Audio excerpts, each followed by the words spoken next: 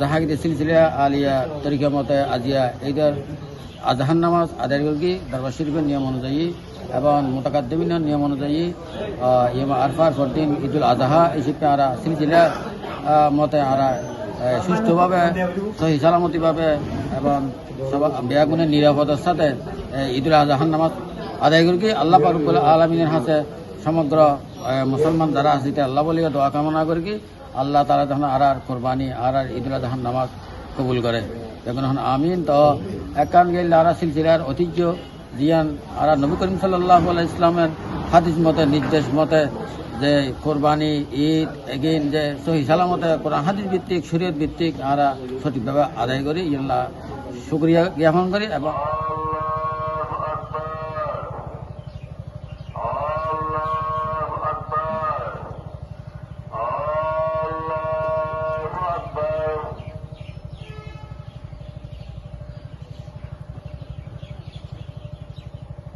سمع الله